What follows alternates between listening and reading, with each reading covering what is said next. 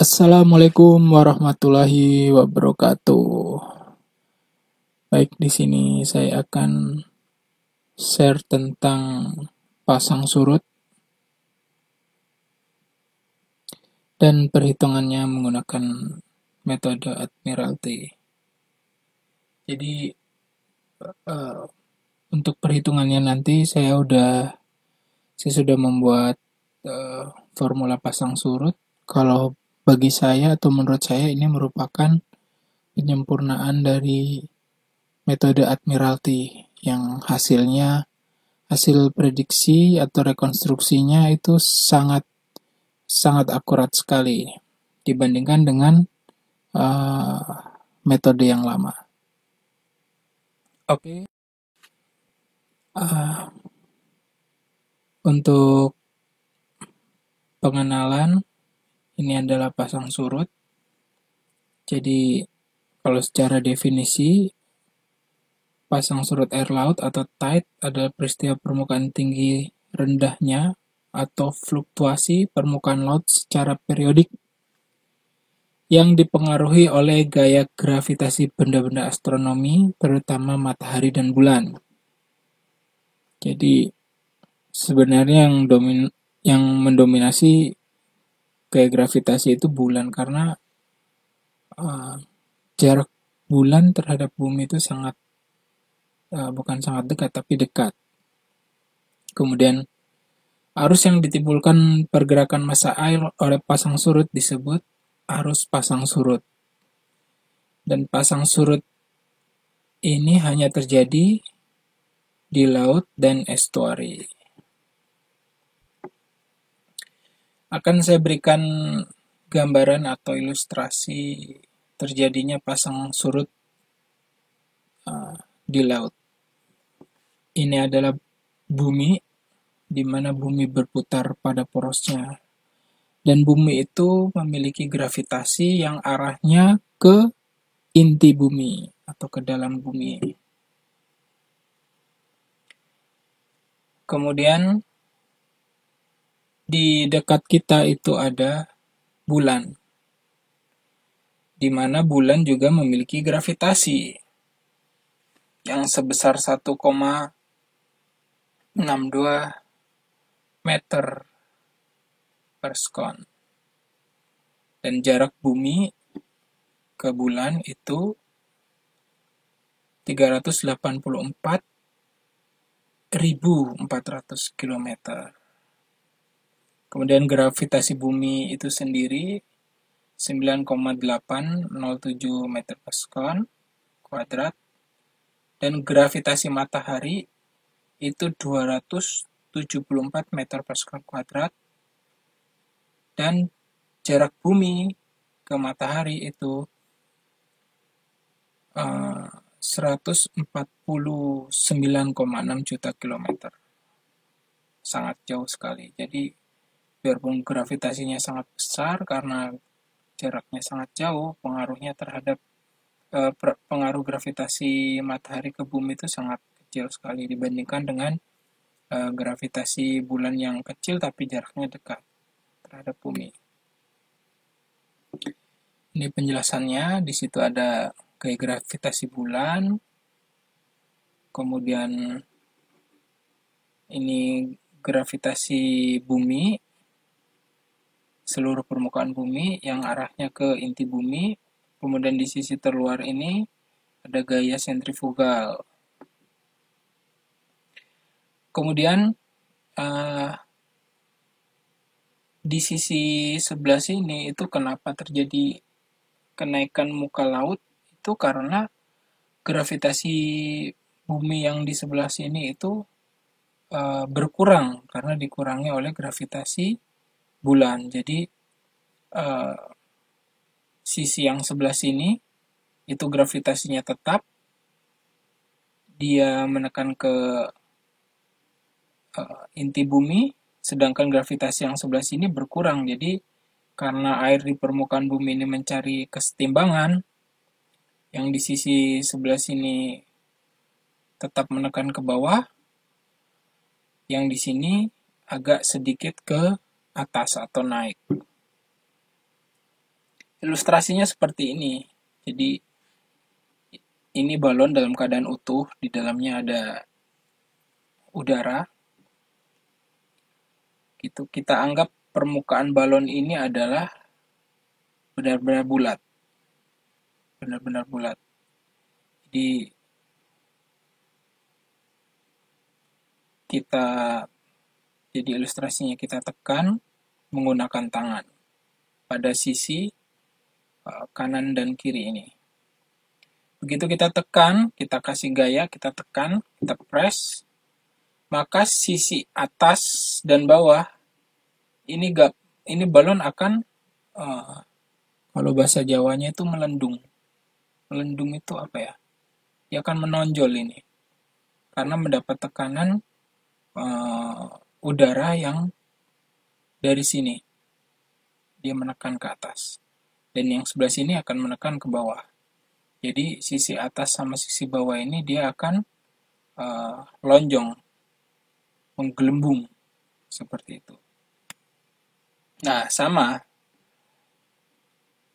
terhadap kondisi air yang ada di bumi ini. Kemudian karena bulan itu berputar mengelilingi bumi dan bumi itu berputar pada porosnya, maka air itu yang terjadi pasang dekat dengan posisi bulan, dia juga berputar.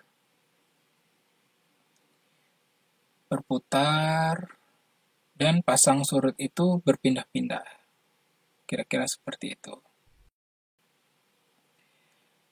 Kemudian pertanyaannya, tadi kan di sisi bumi itu ada yang gravitasinya berkurang karena dipengaruhi oleh gravitasi bulan. Kemudian lantas apakah benda-benda yang di sekitar situ juga akan tertarik ke atas oleh gravitasi bulan? Jawabannya tidak.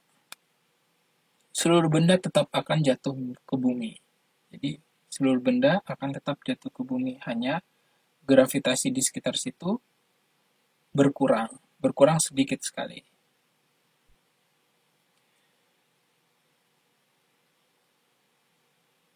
Kemudian saya berikan ilustrasi lagi. Jadi analoginya akan seperti ini. Bagaimana mungkin gravitasi bulan yang sangat kecil itu mampu menarik atau mengangkat air atau massa air yang di laut yang sebegitu luas. Nah, analoginya seperti ini. Jika kita melihat hanya satu sisi permukaan bumi yang saat itu naik, tapi tidak melihat secara keseluruhan, maka kita tidak akan bisa melihat secara utuh sistem terjadinya pasang surut. Sama seperti timbangan ini. Ini perumpamaan jika kita lihat di sini ada sebuah timbangan 50 kg besi kanan kiri. Jika timbangan itu sama, maka dia akan seimbang. Sama seimbang.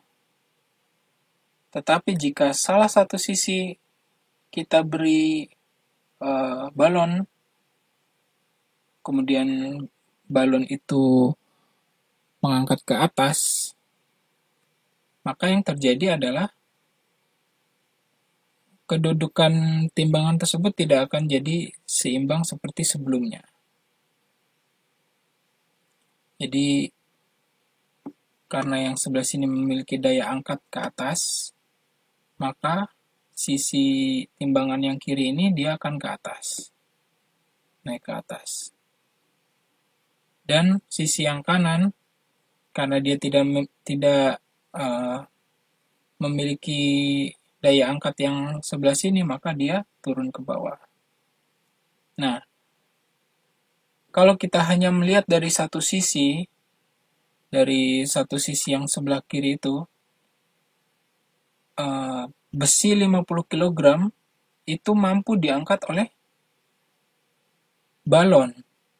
Jadi kalau kita hanya melihat satu sisi, oh, sangat mustahil 50 kg besi bisa diangkat oleh balon.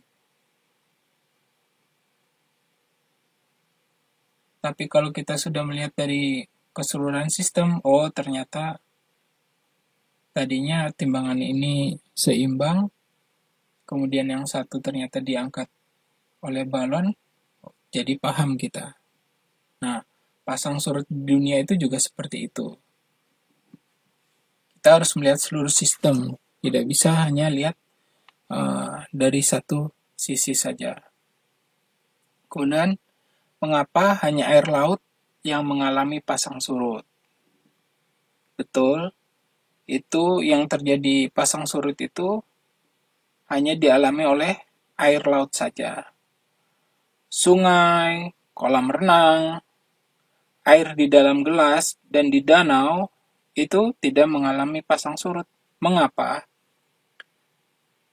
Karena di sungai, di kolam renang, di gelas air, dan danau itu airnya tidak terhubung di seluruh permukaan bumi ini. Tidak menyambung, tidak terhubung. Jadi kalau di laut itu, dari laut satu sampai laut yang lainnya, laut mana saja itu terhubung, saling terhubung. Jadi itu kenapa pasang surut hanya terjadi di laut. Kemudian pasang surut juga memiliki beberapa tipe. Ada harian ganda, condong harian ganda, ini harian ganda, condong harian ganda, condong harian tunggal, dan harian tunggal. Di mana harian ganda itu sehari bisa terjadi 2 kali pasang dan 2 kali surut. Kemudian condong harian ganda itu sehari terjadi 2 kali pasang dan bisa jadi 1 kali surut. Tapi ini bisa dibedakan mungkin cenderung lebih banyak yang mana, ke lebih banyak yang pasang atau lebih banyak yang surut. Bisa dibedakan dengan nilai Fromzalnya. Kemudian yang harian tunggal itu sudah pasti sehari hanya terjadi pasang dan sekali terjadi surut. Sekali pasang, sekali surut dalam sehari. Nilai Fromzalnya lebih dari 3 cm. Kemudian, mengapa pasang surut itu berbeda-beda? Ilustrasinya akan saya gambarkan seperti ini. Seperti air, naik turunnya air di dalam gelas. Jika ini ketinggian muka air dalam gelas adalah dalam milimeter, kemudian ini jika kita plot berdasarkan waktu, kemudian gelas itu kita isi dengan air, maka air itu hanya terjadi naik turun sesuai dengan banyaknya air yang kita tuangkan. Kita tuang, kemudian kita, kalau seumpama di sini ada kocoran gitu, kita surutkan seperti itu, hanya naik turun dan grafiknya akan sinusoidal, dia rata dan konstan, naik turun seperti itu. Tapi kenyataannya di muka bumi itu banyak yang mempengaruhi kondisi di laut. Salah satunya itu ombak yang disebabkan oleh angin, kemudian arus, kemudian ragam pulau, dan perbedaan profil batimetri atau topografi dasar laut. Jadi yang harusnya tadi kalau seperti kondisi ideal yang saya perumpamakan dengan kita masukkan air ke dalam gelas itu sangat smooth, tapi ternyata kenyataannya karena dipengaruhi oleh faktor-faktor ini dia grafiknya jadi tidak halus, bergerigi, dan mungkin terjadi ada yang satu kali pasang, satu kali surut, dua kali pasang, dua kali surut dalam sehari. Kira-kira kurang lebih seperti itu. Kemudian juga dipengaruhi oleh gerak semu matahari yang kadang kalau kita merasa kadang-kadang matahari itu berada tepat di tengah kita, atau bulan-bulan tertentu matahari itu berada di belahan bumi sebelah utara, atau bulan-bulan tertentu dia matahari berada di condong di sebelah selatan. Dan gerak revolusi bulan. Jadi bulan itu nggak tetap, dia kadang-kadang juga bergeser, sama kurang lebih sama seperti gerak semu matahari. Inilah kenapa pasang surut itu berbeda-beda dan tidak tetap seperti itu. Dia pergerakannya itu tergantung fenomena-fenomena ini yang tadi saya sebutkan. Kemudian ini metode pengukuran pasang surut. Kita bisa menggunakan cara manual dengan cara memasang rambu ukur ditempelkan kepada palem, kita sering menyebutnya palem, kemudian dibaca secara manual. Kita catat tinggi muka lautnya per 15 menit atau per 30 menit atau mungkin per jam. Kemudian yang kedua itu secara otomatis menggunakan tekanan. Ini menggunakan tekanan. Kemudian perekaman otomatis menggunakan altimetri. Dan yang keempat, perekaman otomatis menggunakan radar. Kemudian ini mungkin rekan-rekan sudah banyak yang melakukan, tapi saya sedikit share bagaimana cara kita mendapatkan data pasang surut yang bagus. Pertama, kita menggunakan rambu ukur. Kalau saya menggunakan paralon, jadi paralon berapa inci ya? 3 inci kalau nggak salah. Kecil, paralon yang kecil. Kemudian persyaratan pemasangannya dipasang di tempat yang kokoh. Kemudian tempatnya mudah dijangkau atau mudah terlihat. Kemudian pemasangan palem tidak kering. Jadi jika surut itu sensornya atau rambu ukur kita itu tidak kekeringan, tidak kena air gitu, jangan sampai. Atau jika pasang, dia tidak tenggelam. Rambu ukur yang paling atasnya itu. Jadi dia harus tetap berada di air, tidak kering dan tidak tenggelam.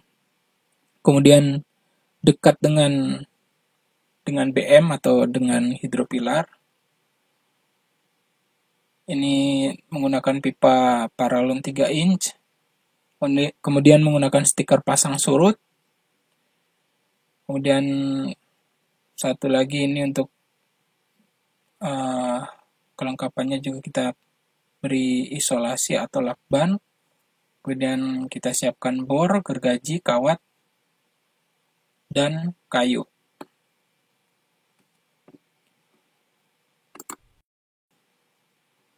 Kemudian ini kita siapkan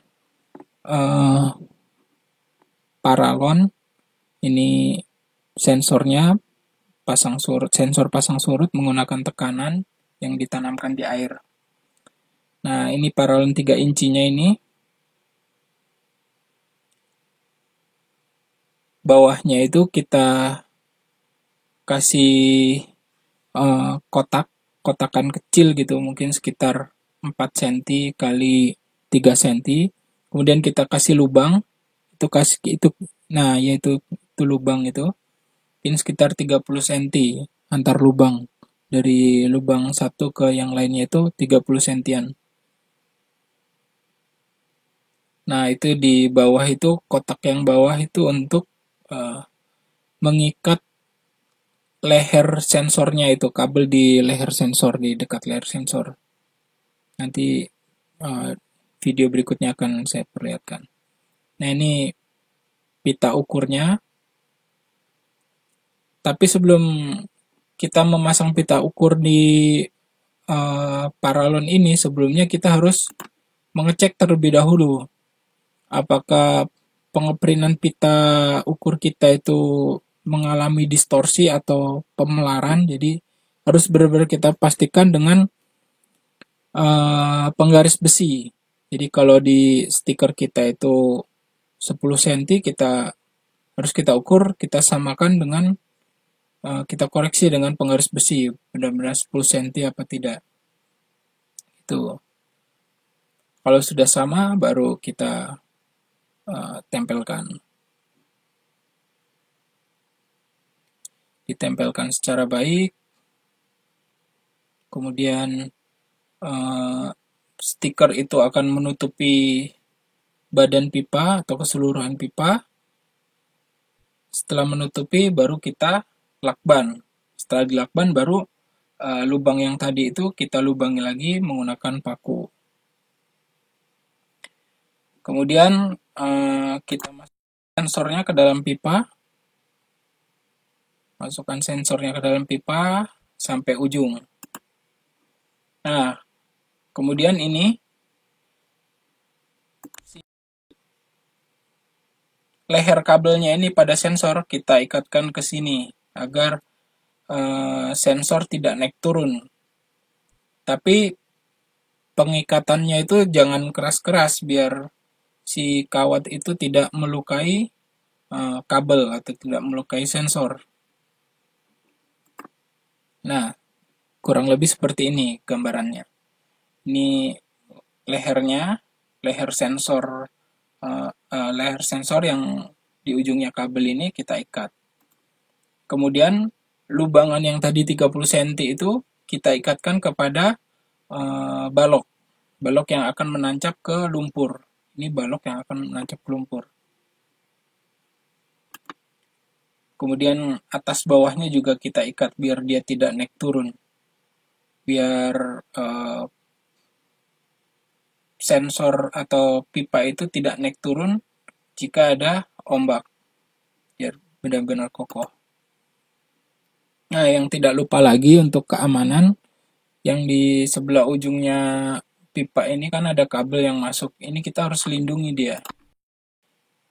Nah, harus kita lindungi biar tidak goyang-goyang agar si potongan pipa itu atau potongan di paralon ini tidak melukai kulit kabel yang ada di sini. Jadi harus kita lakban seperti ini biar tidak gerak-gerak.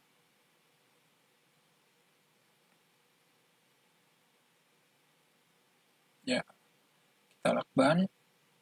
Kemudian ujungnya ini, yang ujung sebelah sini juga kita lakban biar dia tidak tergores-gores, tidak, kalau ada gerakan dia tidak tergeser-geser atau kalau kesenggol sesuatu gitu. Nah, sebelah sini ini juga kita berikan lakban biar uh, tidak tergores-gores kabel sensornya.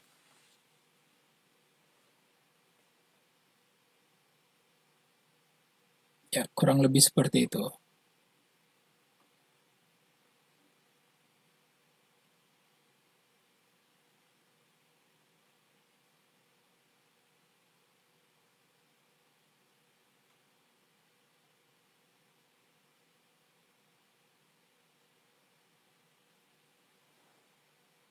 Nah, diikat begini biar dia nggak gerak-gerak karena potongan paralon ini ujungnya ini biasanya itu agak sedikit tajam.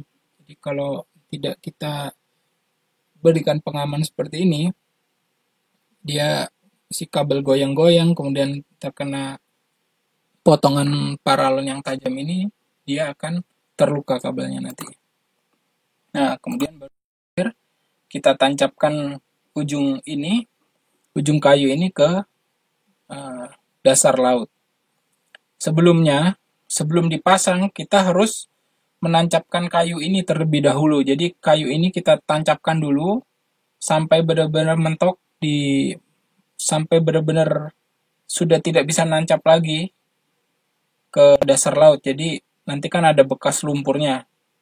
Ada bekas lumpurnya sedalam apa dia, baru kita paskan ke ujung paralon itu. Paralon sensor itu kita paskan di mana ujungnya lumpur tadi. Nah, setelah dipaskan baru kita tancapkan lagi. Harapannya si sensor ini benar-benar ada di dasar perairan atau di nolnya Palem. Kurang lebih seperti itu. Kemudian pada saat akuisisi data atau perekaman data pasang surut, kita juga harus memastikan kualitas data pasang surut yang kita ambil, yaitu dengan cara melakukan pengamatan manual atau manual observasi selama 3 hari pertama dengan interval 15 atau 30 menit. Kemudian dilakukan tiap 1 kali dalam 1 minggu. Jadi 3 hari pertama itu wajib. 3 hari pertama kita lakukan pengamatan manual dengan interval tadi 15 atau 30 menit. Kemudian minggu selanjutnya hanya 1 kali dalam seminggu. Tujuannya apa? Tujuannya itu untuk biar kita benar-benar ini memastikan, jadi sebagai quality assurance, memastikan apakah data kita itu pola perekaman pasang surut kita itu apakah benar-benar sama. Jadi dari hasil perekaman otomatis dengan observasi manual tadi itu.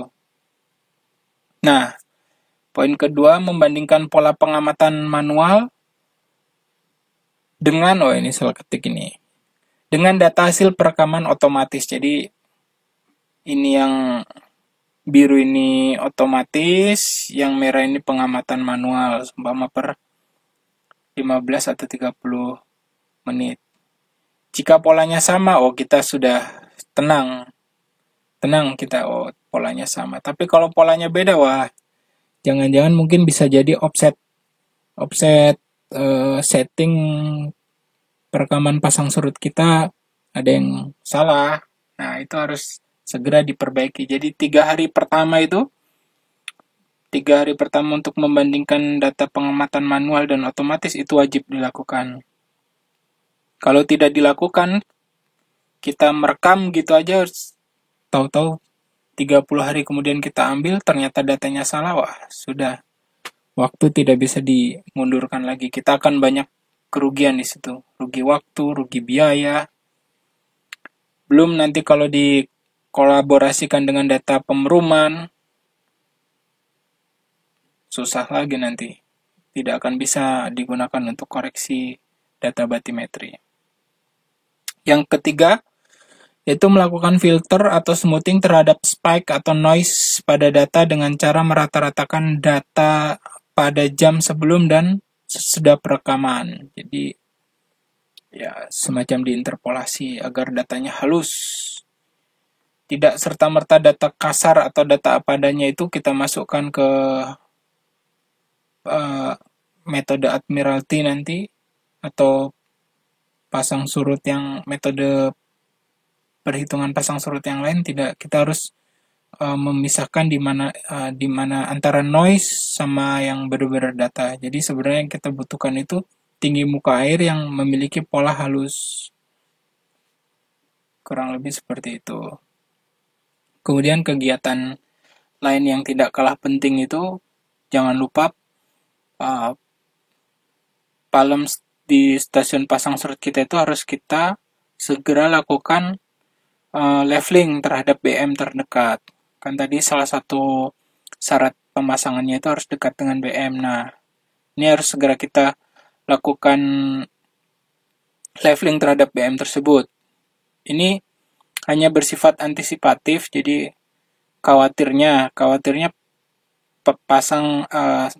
palem kita yang kita pasang itu ternyata kering. Nah, kalau kering, jadi harus cepat-cepat mendirikan stasiun pasang surut lagi yang terdekat di situ, yang kira-kira tempatnya tidak kering, baru data yang lama bisa kita transfer ke palem yang baru kita buat.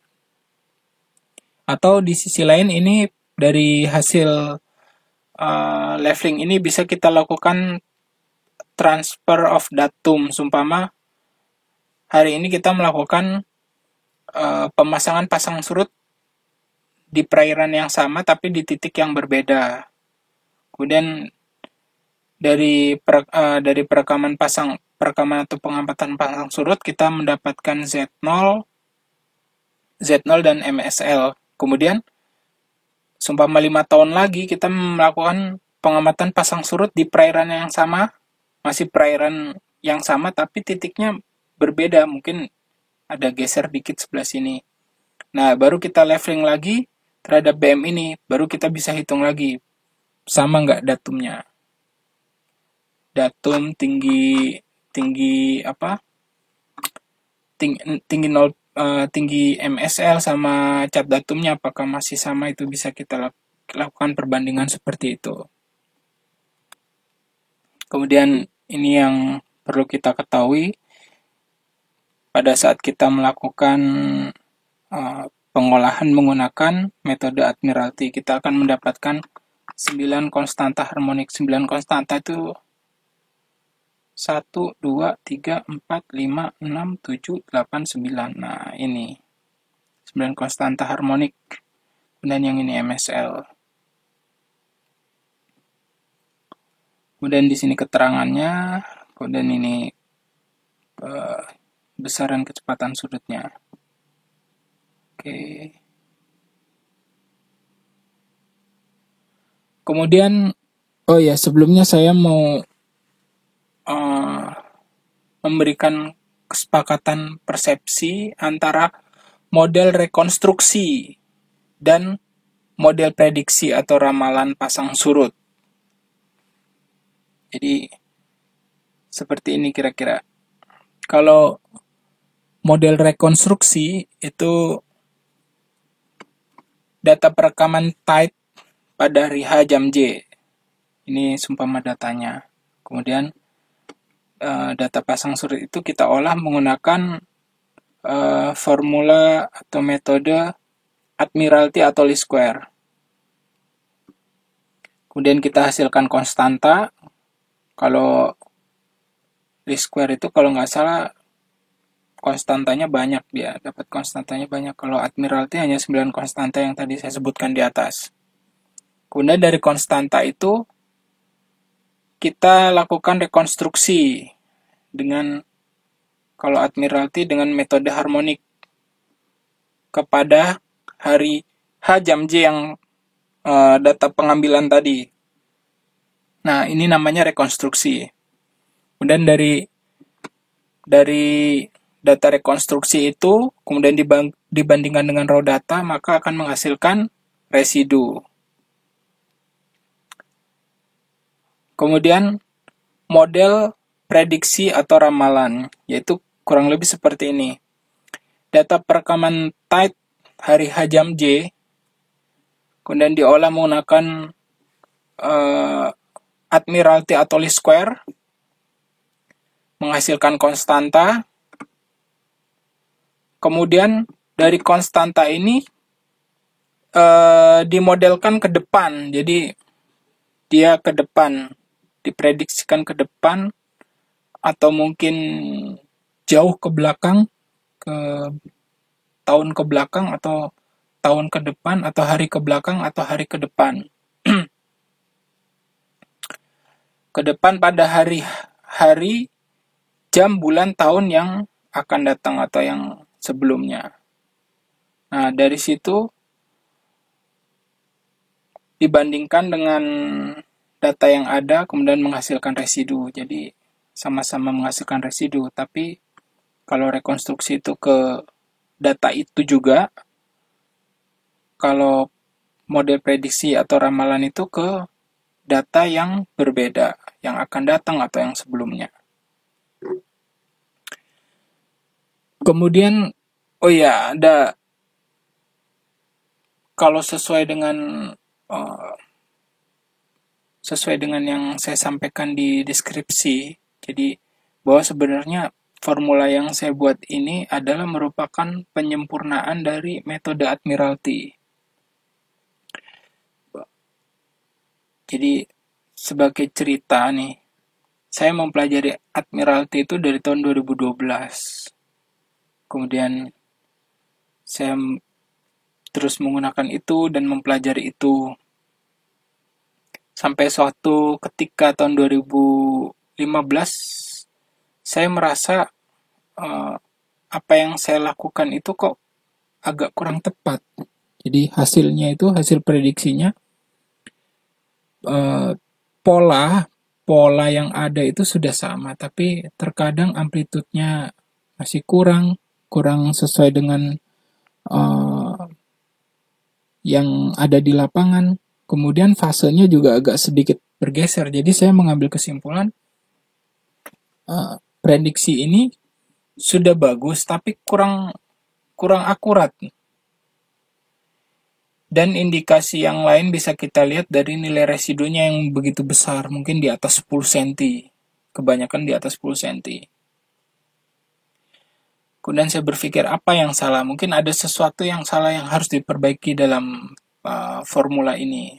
Jadi terus saya berpikir, akhirnya saya menemukan beberapa kesalahan-kesalahan yang mungkin kecil tapi fatal. Fatal dalam arti itu akan menjadi akumulasi yang membesar jika kita lakukan model atau prediksi untuk tahun yang jangka panjang. Jadi salah satu kesalahan itu yang saya temukan yaitu perhitungan hari dan jam.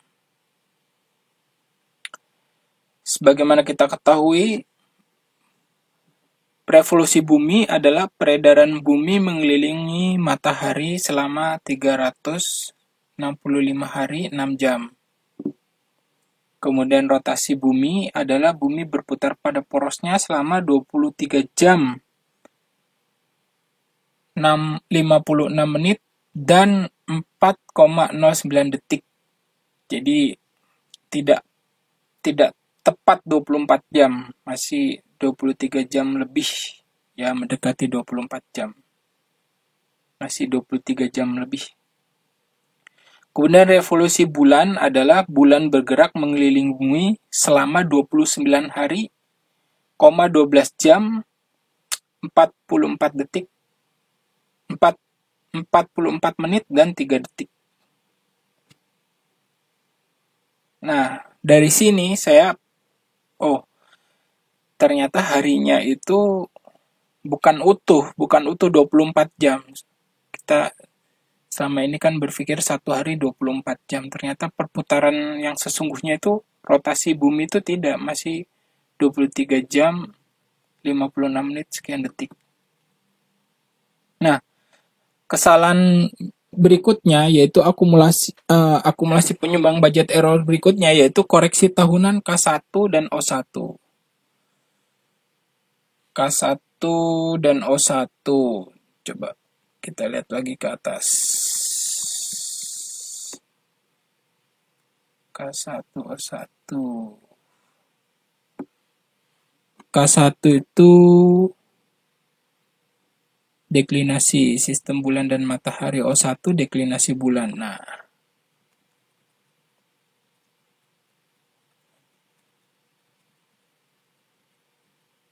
Nah, ini dia.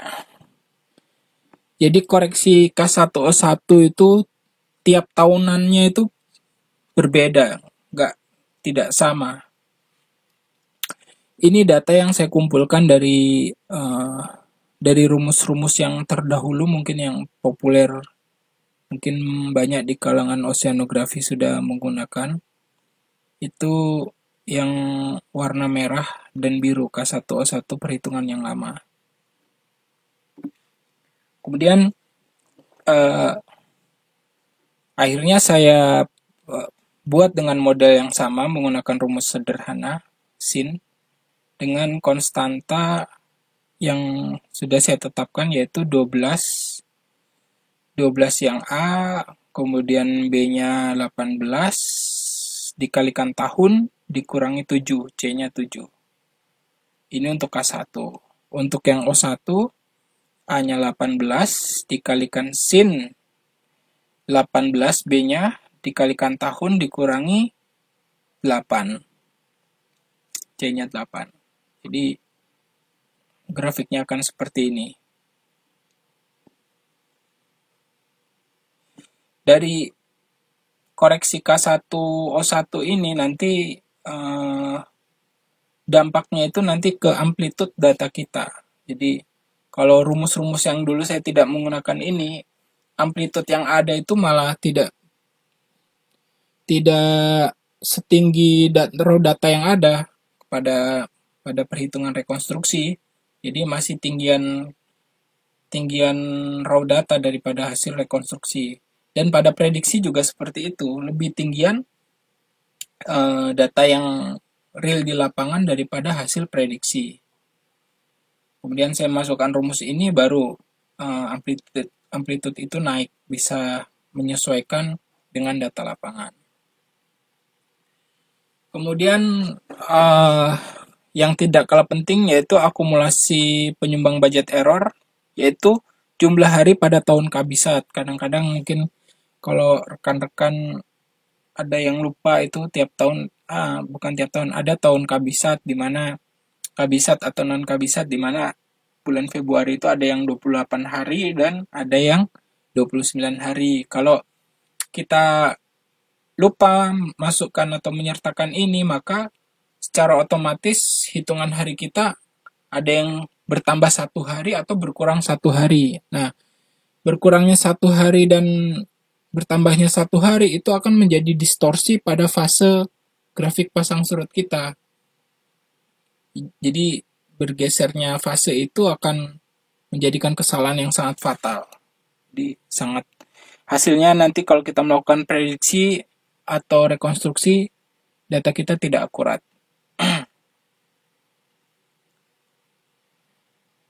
Nah, akan saya berikan perumpamaan seperti ini. Kadang banyak oceanographer atau teman-teman kita di lapangan itu mudah puas dengan hasil rekonstruksi. Jadi data lapangan direkonstruksikan kepada hari H jam J pengamatan, kemudian menghasilkan residu yang kecil. Dia sangat puas. Tapi dia lupa, data pasang surut itu tidak hanya untuk hari itu aja. Kalau untuk kepentingan yang lain, kita bisa prediksikan ke jangka yang waktu yang lama ke depan atau tahun sebelumnya yang lebih lama. Pada dasarnya sinusoidal pasang surut itu hampir sama seperti gelombang akustik. Jadi sama seperti ya frekuensi lah, gelombang frekuensi itu. Dia amplitudenya bisa berubah, tapi fasenya dia tidak akan pernah berubah. Jadi akan seperti itu selamanya. Jadi pasang surut kurang lebih seperti itu. Nah, ini untuk model rekonstruksi. Jadi kenapa dia memiliki residu yang sangat kecil? Karena dia hanya berputar di sekitar data itu. Seumpama kita melakukan pengamatan 30 hari, kemudian kita rekonstruksikan ke 30 hari itu, maka budget kesalahan yang tadi itu sangat kecil. Sangat kecil, jadi nilai akurasinya masih tinggi.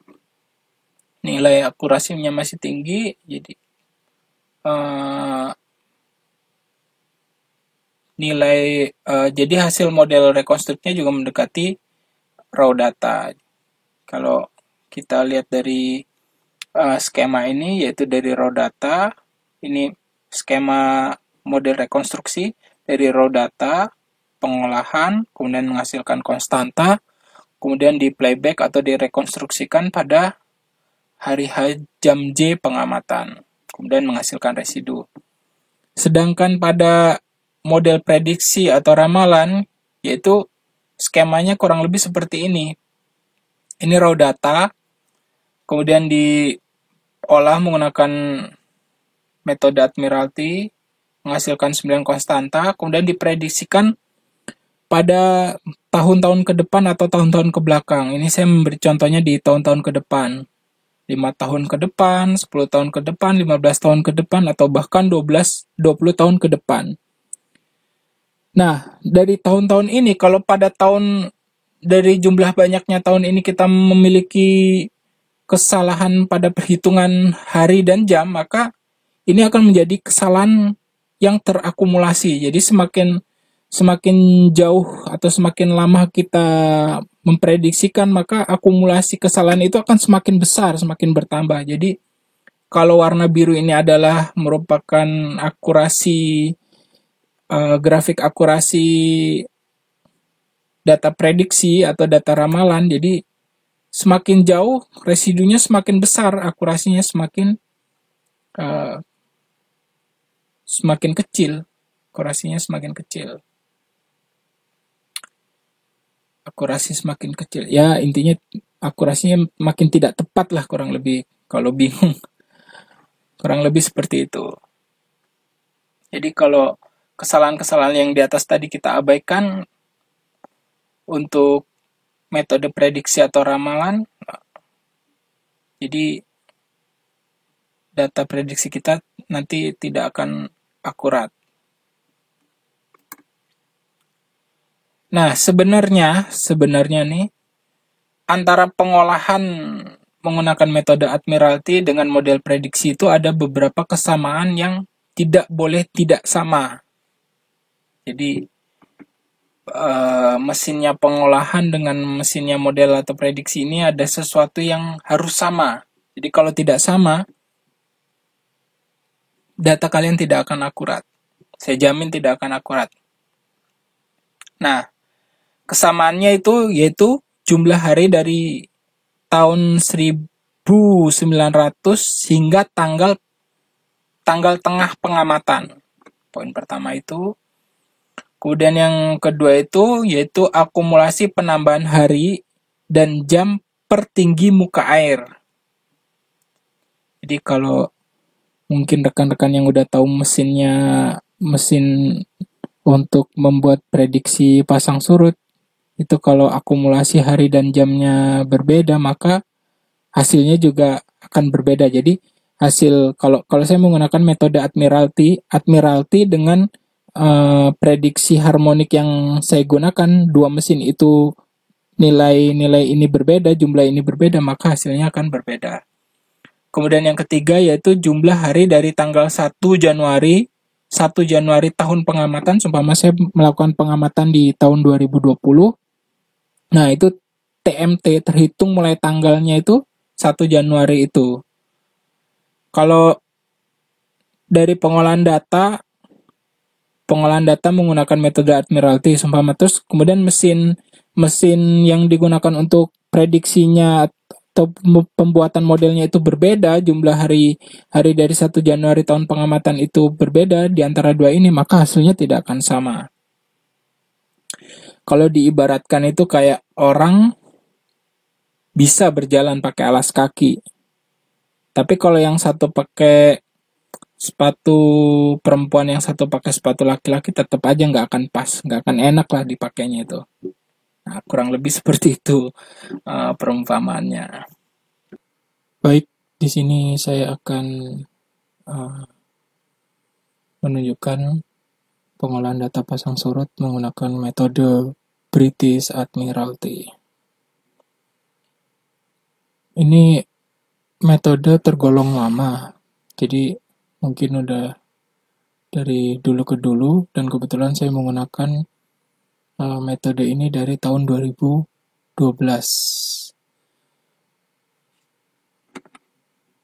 Ini setnya. Di sini nanti kita masukkan seri pengamatan, seri panjang atau pendek, kemudian nama stasiun, nama pengamat, posisi, dan lain sebagainya. Kemudian jika posisi kita masukkan ke sini, nanti otomatis akan terplot di sini posisi kita. Jadi fungsinya hanya untuk meyakinkan saja kalau apa benar kita berada di situ. Dan ini untuk penguploadan grafik. grafik grafik raw data, kemudian dibandingkan dengan grafik model atau rekonstruksi.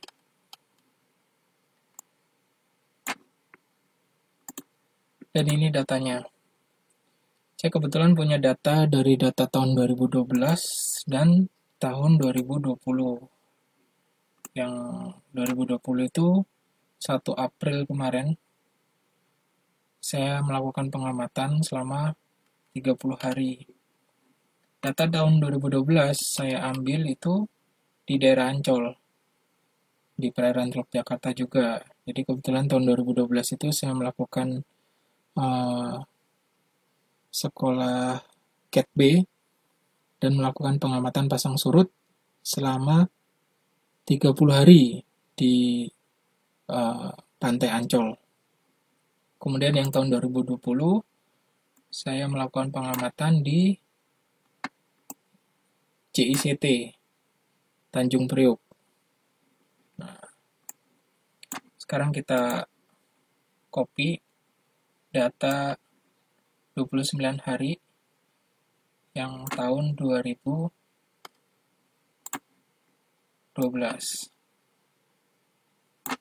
Kita copy, kita masukkan ke Admiralty.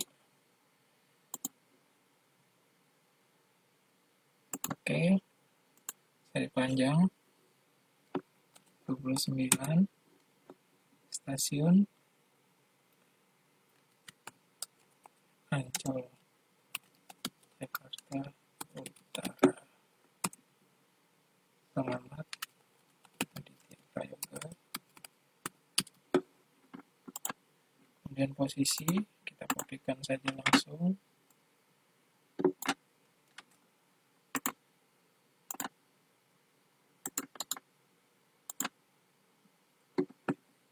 Oke, otomatis waktu toloknya adalah GMT plus 7, kemudian zonanya 48 selatan, dan central meridiannya 105 derajat. Dan kita cek posisinya betul berada di Jakarta, perairan Jakarta. Kemudian ini grafiknya sudah terplot, tapi masih acak karena belum kita masukkan tanggalnya. Oh iya, ini salah ini.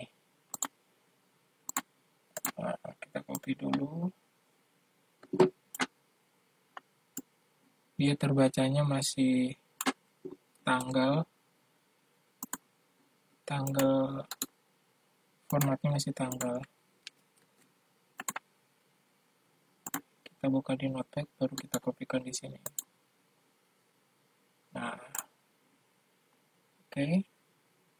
Terus kita lihat bulannya Oktober 2012. Oktober 2012. Oke, tanggal tengahnya berarti November. Oke, kita proyeksikan ke tanggal 20 Oktober.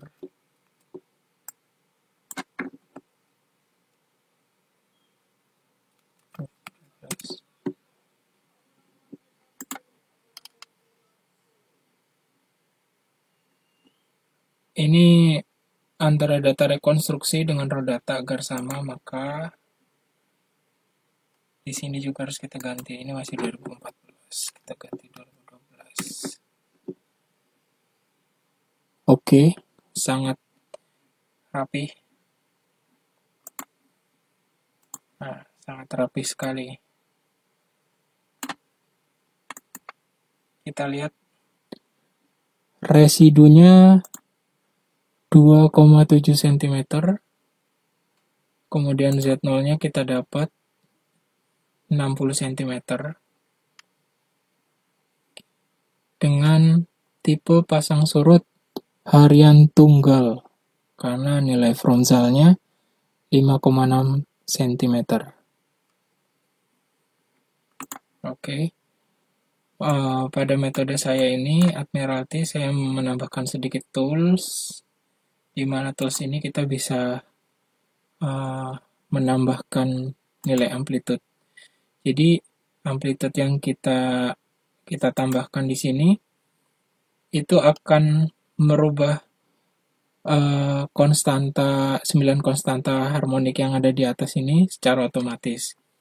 Jadi kesesuaian terhadap raw data terhadap data model rekonstruksi itu akan menyesuaikan juga terhadap nilai 9 konstanta ini. Jadi semakin kecil residunya, maka konstanta ini akan berubah kepada model yang lebih baik.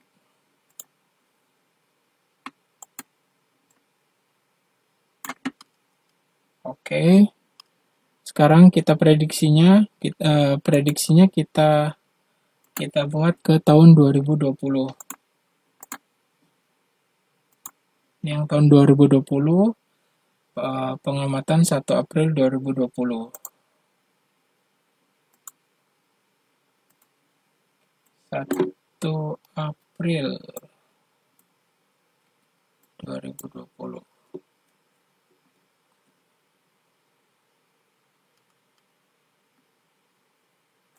Oke, kita rubah di sini 1 April.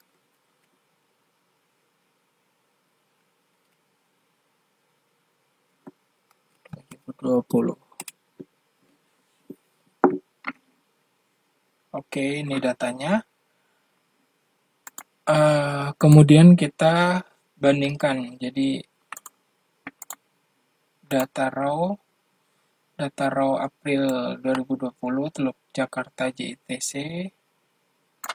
JICT dengan data model yang kita ambil dari konstanta tahun 2012.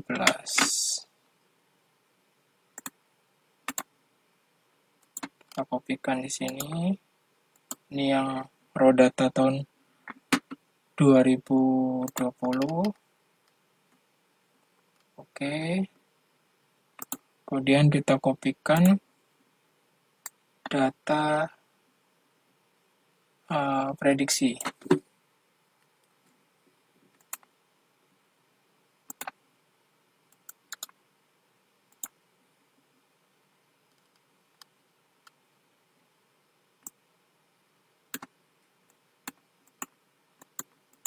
Oke. Sangat baik sekali dengan residu 2,44 cm.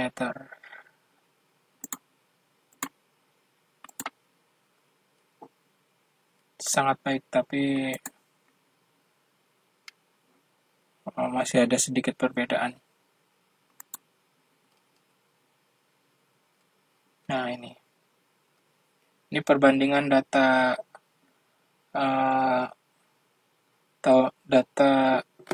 JICT tahun 2020 dengan konstanta yang dibuat menggunakan data pasang surut perairan Ancol tahun 2012. Sangat akurat sekali dengan residu mencapai 2,44 cm.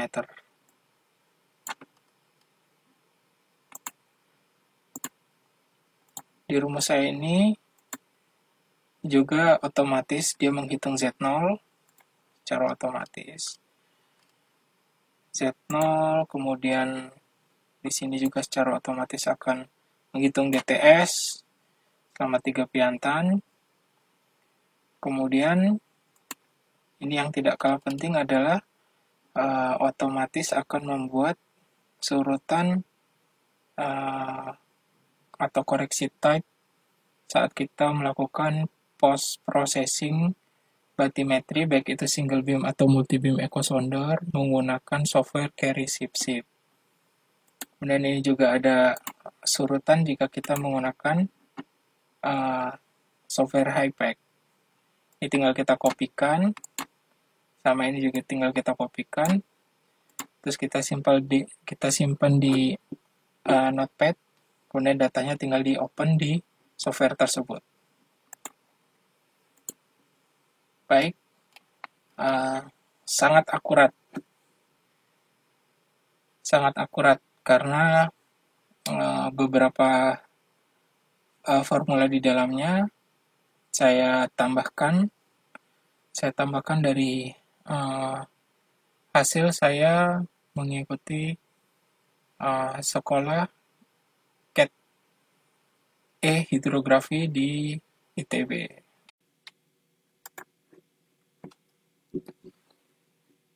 Oh iya, pada formula Admiralty ini kita juga bisa melakukan perhitungan pasang surut menggunakan data 15 piantan. Jadi, seumpama ini adalah pengamatan 15 piantan. Saya hapus yang atas. Saya hapus yang bawah juga. Kita hitung 1, 2, 3, 4, 5, 6, 7, 8, 9, 10, 11, 12, 13, 14, 15 piantan pengamatan. Kemudian seri panjang saya ganti 15 piantan jadi seri pendek.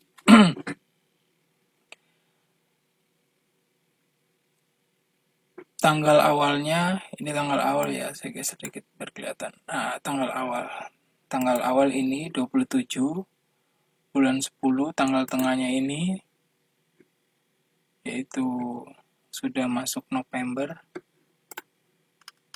Kemudian kita cek di grafik.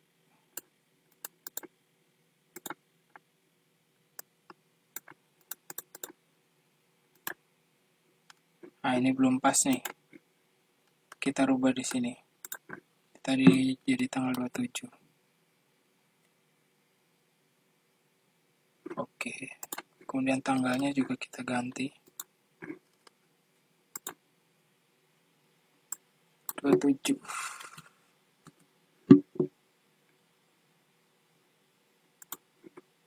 Nah, pas. Kemudian kita cek.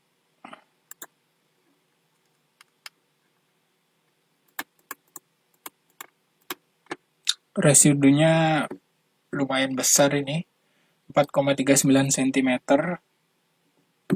Kemudian Z0-nya masih sama, 60 cm. Tipenya harian tunggal, 5,4 cm, tadi 5,6, berbeda sedikit, tapi tetap masih tipe dari pasang surutnya itu harian tunggal. Jadi kalau kita melakukan prediksi atau rekonstruksi menggunakan data 15 hari itu hasilnya masih agak sedikit lebih besar residunya dibandingkan dengan data 30 hari pengamatan. Oh ya, kita coba cek jika amplitude-nya kita adjust. Oh, makin tinggi dia.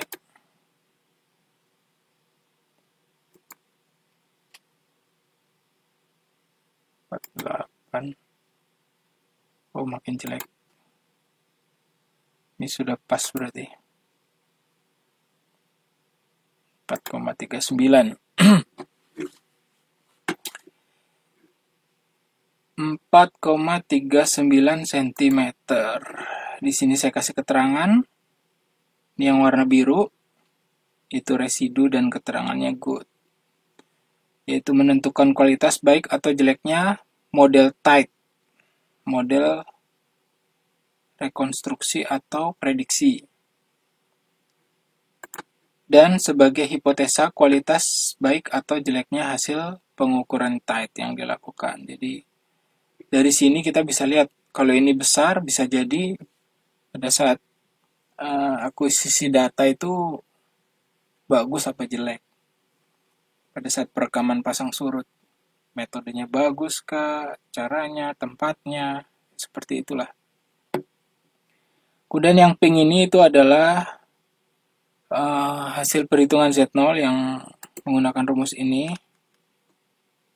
Jadi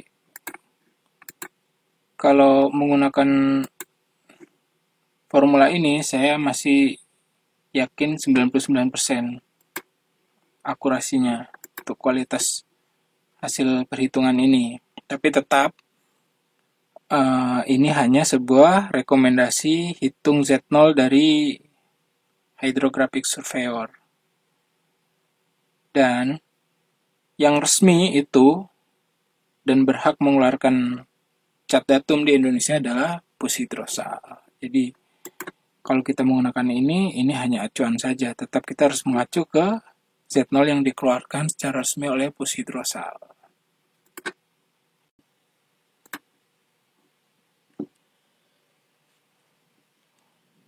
Nah, dari hasil rekonstruksi dan model prediksi atau ramalan ke depan yang memiliki residu 2 cm, bayangkan 2 cm itu sangat kecil sekali. Jadi kalau teman-teman bisa bayangkan 2 cm itu sebesar apa sih? Nah, 2 cm itu sebesar jangkrik jelondo. Kalau orang-orang dari Jawa atau dari daerah Jawa Timur itu sering kalau pas masih kecil itu nyari jangkrik, ada jangkrik jeliteng, jangkrik kembang asem. Nah, ini jangkrik jelondo itu yang jangkrik jelondo itu agak besar dikit lah. Di beberapa daerah ada yang besar dikit, ada yang lebih kecil dikit juga. Tapi kalau kira-kira jangkrik jelondo itu diukur, ya kisarannya mungkin sekitar 2-3 cm lah, kecil sekali. Nah, kesalahan prediksi yang tadi itu yang saya lakukan dengan metode harmonik menggunakan 9 konstanta dari Admiralty tadi itu sekitar sebesar jangkrik jelondo ini. Jadi kalau dibandingkan dengan draft kapal yang sampai berapa meter itu nggak ada apa-apanya. Jadi sangat kecil sekali kesalahan yang didapat atau errornya didapat. Jadi menurut saya metode ini sangat akurat kalau untuk digunakan di laut. Dibandingkan dengan dulu saya tidak menyampurkan atau tidak melakukan pembaruan di dalam formula Admiralty yang ada. Dulu residunya masih di atas 10 cm, ya, bahkan ada yang 20 cm. Kalau yang sekarang ini udah di bawah 10 cm, ada yang 2 cm, 3 cm, 4 cm, seperti itu. Jadi sangat kecil sekali. Jadi kesimpulannya, kurang dari 5 cm itu sangat kecil sekali.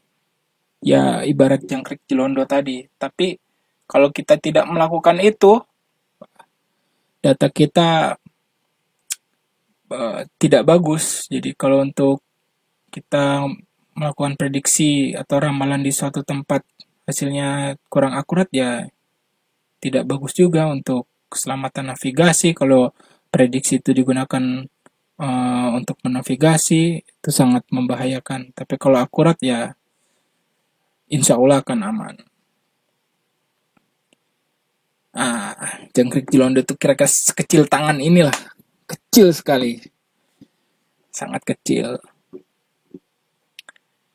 Oke, sekian panjang lebar penjelasan saya. Mungkin penjelasan kurang bagus karena memang backgroundnya bukan dari oceanographer. Saya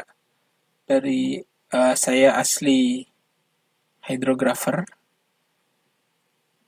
Sedikit pengetahuan yang saya dapat, semoga bisa bermanfaat untuk rekan-rekan surveyor sekalian.